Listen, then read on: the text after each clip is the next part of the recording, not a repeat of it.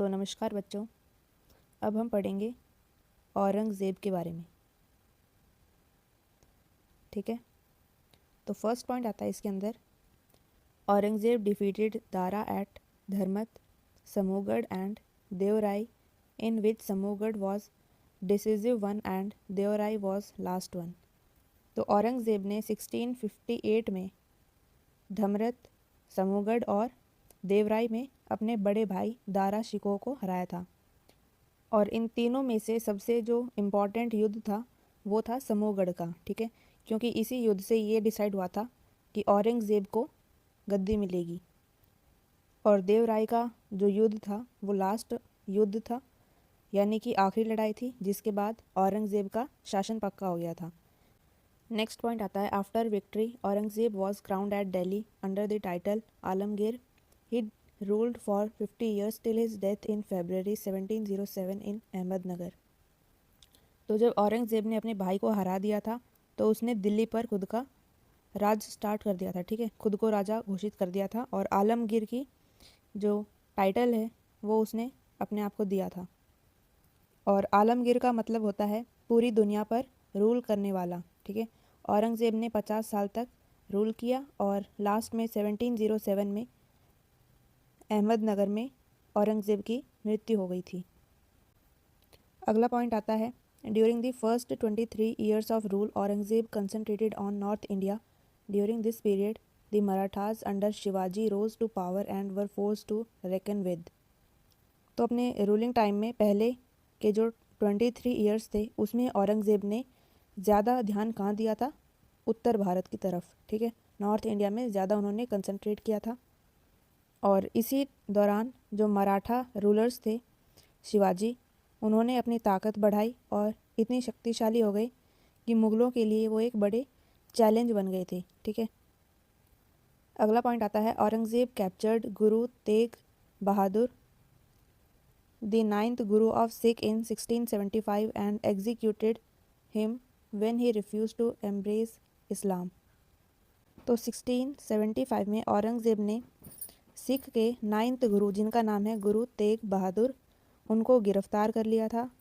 जब उन्होंने इस्लाम धर्म को अपनाने से इनकार कर दिया तो औरंगज़ेब ने क्या किया? उनको मौत की सज़ा दे दी थी। ठीक है, अगला सेंटेंस है इसमें, the 10th and last Sikh Guru Guru Gobind Singh son of Guru Tegh Bahadur organised his followers into community of warrior called Khalsa to fight the Muslim tyranny and avenge the killing of his father. तो गुरु तेग बहादुर जी के एक बेटे थे जिनका नाम था गुरु गोबिंद सिंह। ठीक है, और गुरु गोबिंद सिंह सिखों के 10वें और अंतिम गुरु थे। ठीक है, उन्होंने अपने फॉलोअर्स को योद्धा के एक ग्रुप में शामिल किया जिसको कहा जाता है खालसा।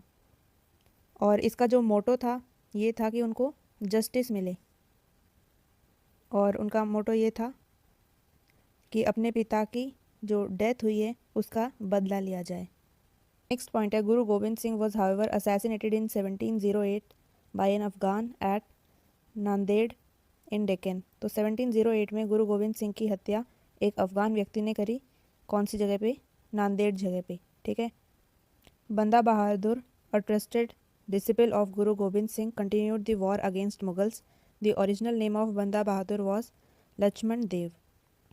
तो गुरु गोबिंद सिंह के एक काफ़ी ट्रस्टेड डिसिपल थे, काफ़ी वफादार थे, जिनका नाम था बंदा बहादुर। उन्होंने मुग़लों के खिलाफ युद्ध जारी रखा और उनका असली नाम क्या था उस शिष्य का? ठीक है, लक्ष्मण देव। तो देखिए, अब हम पढ़ेंगे औरंगज़ेब के टाइम पर जो रिवॉल्ट्स हुए थे उनके बारे में। ठीक है, तो पहला रिवॉल्ट आता है नॉर्थ इंडिया पार्ट का, उसके बाद हम पढ़ेंगे साउथ इंडिया पार्ट के रिवॉल्ट्स को। ठीक है, तो नॉर्थ इंडिया में जो पहला रिवॉल्ट था वो था जाट रिवॉल्ट, और इसकी ईयर ऑफ बिगनिंग क्या है? 1669। ठीक है, और इसके लीडर्स थे गोकुल, राजा राम और छुरामनी। और इस रिवॉल्ट का जो कॉज था, किस कारण से ये विद्रोह हुआ था, तो इसका रीज़न है अग्रेरियन पॉलिसी, यानी कि कृषि नीतियाँ, जो कि किसानों पर भारी टैक्स लगाने और उनकी ज़मीन पर अधिकार जमाने से जुड़ी हुई है। अब जाट रिवॉल्ट के बाद आता है बुंदेला रिवॉल्ट।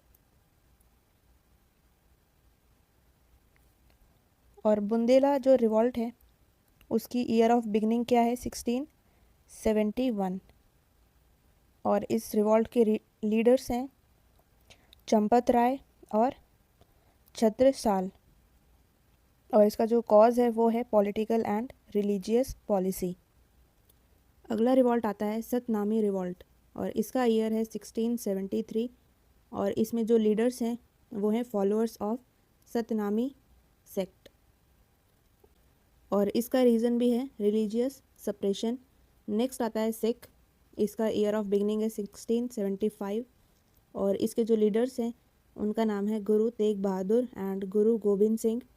इसका भी सेम है, रिलीजियस पॉलिसीज़ के ऊपर ही ये रिवॉल्ट हुआ था। नेक्स्ट आता है राजपूत राठौर ऑफ मारवाड़। इसका ईयर है 1678। और इसके जो लीडर्स हैं उनका नाम है दुर्गादास, जनरल ऑफ अजीत सिंह। और इसका जो कारण था वो है succession to throne of Marwar. Marwar की गद्दी को हासिल करने के लिए विद्रोह किया गया था। अब ये सब तो हो गए हैं नॉर्थ इंडिया के पार्ट वाले, ठीक है। अब जो बाकी के हैं वो आते हैं साउथ इंडिया में। तो साउथ इंडिया में पहला आता है अनेक्सेशन ऑफ बीजापुर। इसका ईयर ऑफ बिगनिंग है 1686। 1686 में ये रिवॉल्ट स्टार्ट हुआ था। और इसका जो लीडर था, जो इसका नेतृत्व कर रहा था, उसका नाम है सिकंदर आदिल शाह। और इसका जो कॉज था वो है वायलेशन ऑफ ट्रीटी। ट्रीटी यानी कि संधि, ठीक है। नेक्स्ट आता है अनेक्सेशन ऑफ गोलकोंडा। इसका ईयर ऑफ बिगनिंग है 1687। और इसके लीडर्स थे अब्दुल हसन कुतुब शाह। और इसका कॉज है helping attitude to Marathas. Next आता है मुग़ल मराठा स्ट्रगल। और इसका ईयर है 1689 में ये स्टार्ट हुआ था। इसके लीडर्स हैं संभाजी, राजा राम एंड ताराबाई।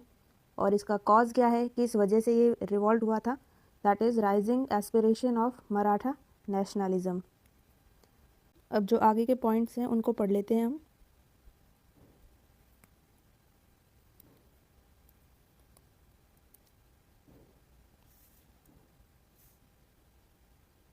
तो इसमें पॉइंट आता है next, Aurangzeb left the north in 1682 and for the next 25 years, that is from 1682 to 1707, made desperate bids to crush the Marathas। तो 1682 में औरंगज़ेब ने नॉर्थ इंडिया छोड़ दिया था और अगले 25 वर्षों तक मराठास को कुचलने की कोशिश करता रहा, ठीक है। कौन? औरंगज़ेब। और वह पूरी ताकत से मराठा साम्राज्य को ख़त्म करना चाहता था, लेकिन जो मराठास थे उनकी गुरिल्ला युद्ध नीति उसने औरंगज़ेब को परेशान कर दिया था एकदम। नेक्स्ट पॉइंट आता है शिवाजी महाराज के बारे में। Shivaji was the most powerful Maratha king and an arc enemy of Aurangzeb. तो शिवाजी मराठास के सबसे शक्तिशाली राजा थे और औरंगज़ेब के सबसे बड़े दुश्मन भी थे। When Aurangzeb could not eliminate him, he conspired in 1665 with Jai Singh of Amber, a Rajput, to eliminate Shivaji. तो औरंगज़ेब ने काफ़ी ज़्यादा कोशिश कर ली थी कि वो शिवाजी को ख़त्म करके उसको साइड कर दे, ठीक है। लेकिन उसकी जो भी कोशिश होती थी वो सभी नाकामयाब हो जाती थी। तो इसीलिए 1665 में औरंगज़ेब ने आमेर के जय सिंह राजा के साथ मिलकर शिवाजी को ख़त्म करने की साजिश रची। On an assurance given by Jai Singh, Shivaji visited Aurangzeb's court. Shivaji was imprisoned by Aurangzeb, but he managed to escape and in 1674 proclaimed himself an independent monarch. तो जय सिंह ने शिवाजी को विश्वास दिलाकर औरंगज़ेब के दरबार में बुला लिया, ठीक है। क्योंकि अब देखो जय सिंह और औरंगज़ेब दोनों मिले हुए थे और वो लोग कोई ना कोई तो चाल चलेंगे ना शिवाजी को मारने की। तो जो जय सिंह था उसने वो शिवाजी का ट्रस्ट जीता, उसका विश्वास जीता और शिवाजी को औरंगज़ेब के दरबार में बुला लिया। और जैसे ही शिवाजी औरंगज़ेब के दरबार में आए, औरंगज़ेब ने शिवाजी को कैद कर लिया। लेकिन शिवाजी भी कोई कच्चे खिलाड़ी थोड़ी थे, तो उन्होंने उस कैद से भाग जाने का एक अच्छा आइडिया निकाला और अपनी चतुराई से वहाँ से भाग निकले। और फिर 1674 में शिवाजी ने खुद को एक इंडिपेंडेंट रूलर घोषित कर दिया और मराठा साम्राज्य की नींव रखी। He died in 1680 and was succeeded by his son Sambhaji, who was executed by Aurangzeb in 1689. Sambhaji was succeeded by his brother Rajaram, and after his death in 1700, his widow Tarabai carried on the movements. तो देखिए शिवाजी की जो मृत्यु थी वो 1680 में हो गई थी, ठीक है। तो शिवाजी के बाद उनके बेटे संभाजी ने राजगद्दी को संभाला। उसके बाद 1689 में 1680 में तो शिवाजी चले गए थे, ठीक है, और 1689 में औरंगज़ेब ने शिवाजी के बेटे संभाजी को मरवा दिया था। फिर संभाजी के जाने के बाद जो संभाजी के भाई थे जिनका नाम है राजा राम, उन्होंने राजगद्दी को संभाला। और जब राजा राम की डेथ हो गई थी 1700 में, उनके बाद जो उनकी पत्नी थी विधवा वाइफ जिनका नाम है ताराबाई, उन्होंने राजगद्दी को संभाला और उन्हें सारे जो संघर्ष थे वो सारे जारी रखे। अब अगला पॉइंट पढ़ते हैं।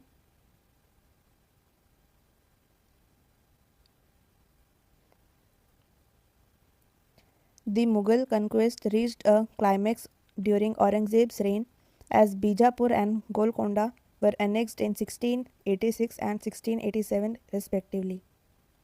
तो 1686 में बीजापुर को और 1687 में गोलकोंडा को मुगल साम्राज्य में मिला लिया गया।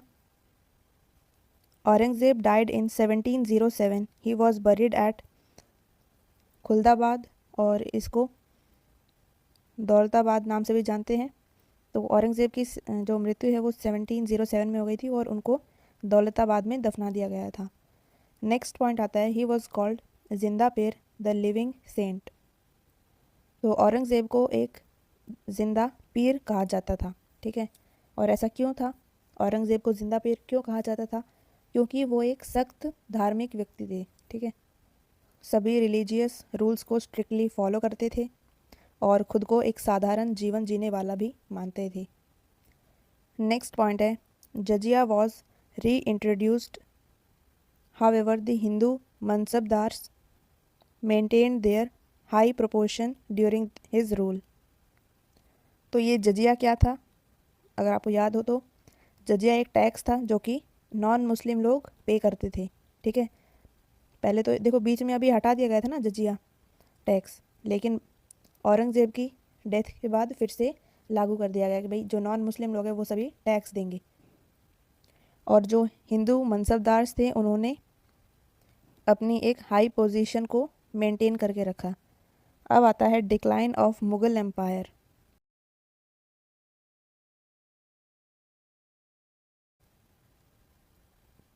तो आइए अब हम देखेंगे कि मुगल साम्राज्य कैसे ख़त्म हुआ था, क्या क्या रीजंस थे। So decline of Mughal empire में आता है first sentence, that is after Aurangzeb the Mughal empire rapidly declined. Important causes for the decline were.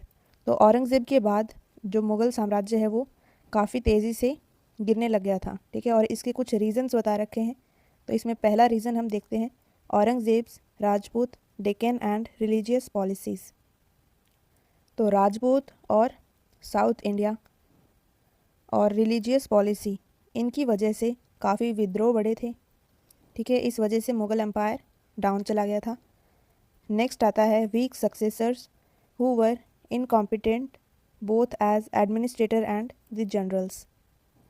तो औरंगज़ेब के बाद जिसने भी अपनी गद्दी को संभाला था मुग़ल साम्राज्य में, वो सभी कमज़ोर थे, ठीक है, कमज़ोर रूलर्स थे जो कि प्रशासन को सही से नहीं चला पा रहे थे और युद्ध में भी असफल हो रहे थे। इस वजह से भी जो मुग़ल साम्राज्य है वो गिरता गया। थर्ड आता है इसमें वॉर्स ऑफ सक्सेशन। तो औरंगज़ेब की मृत्यु के बाद उत्तराधिकार के लिए मुग़ल राजकुमारों में युद्ध मच गया था। सभी लड़ाई करने लगे थे, मैं बैठूंगा गद्दी पे, मैं बैठूंगा गद्दी पे। फोर्थ पॉइंट आता है इसमें factionalism among nobility after Aurangzeb. तो मुग़ल दरबार के अमीरों में गुटबाजी बढ़ गई थी। नेक्स्ट आता है जागीरदारी क्राइसिस।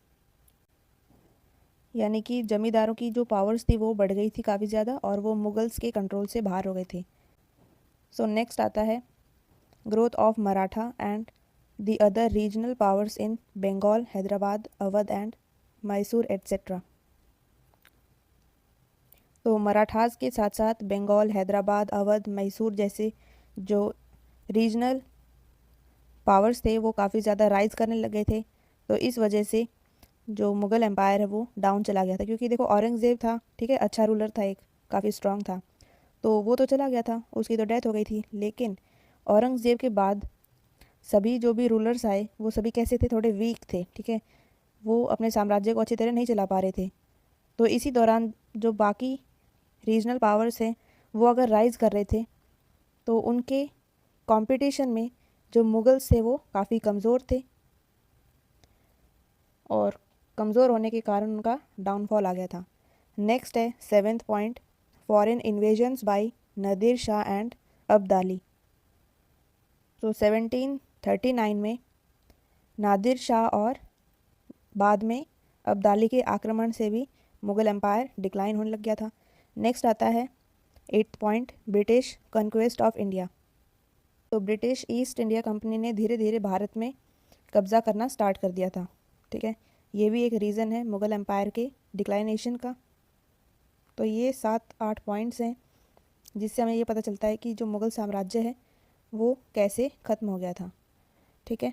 अब यहाँ पर देखो साइड में छोटा सा टेबल दे रखा है, उसको भी पढ़ लेते हैं। Important years of Aurangzeb's religious policy.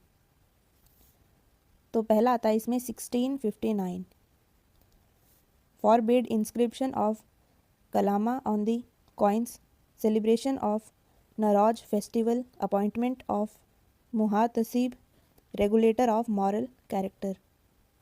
तो 1659 में सिक्कों पर कलमा लिखने की रोक करी गई और एक फेस्टिवल है दैट इज़ नौरोज, उसको मनाने पर भी रोक करी गई थी, ठीक है।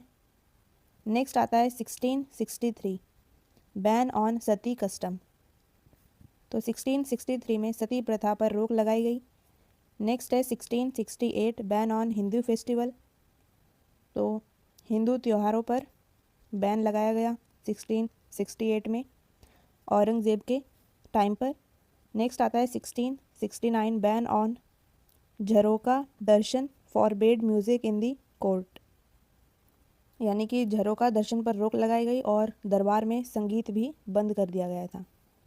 1670 का देखते हैं अब हम, ban on tuladan, weighing of the emperor, यानी तुलादान पर रोक लगाई गई। 1679 में हुआ था री इंट्रोडक्शन ऑफ जजिया। तो 1679 में जो जजिया टैक्स था वो फिर से लागू कर दिया था, नॉन मुस्लिम लोगों को ये टैक्स पे करना पड़ता था। तो इसी के साथ ख़त्म होता है यहाँ पर मुग़ल एम्पायर के बारे में, ठीक है। औरंगज़ेब का पूरा यहाँ पर कंप्लीट हो चुका है। अब जो अगली क्लास होगी उसमें हम पढ़ेंगे लेटर मुग़ल्स के बारे में और मुग़ल के टाइम पे जो एडमिनिस्ट्रेशन था वो कैसा था, कल्चर के बारे में पढ़ेंगे, ठीक है। So thank you so much. और ये रही आपकी स्माइली।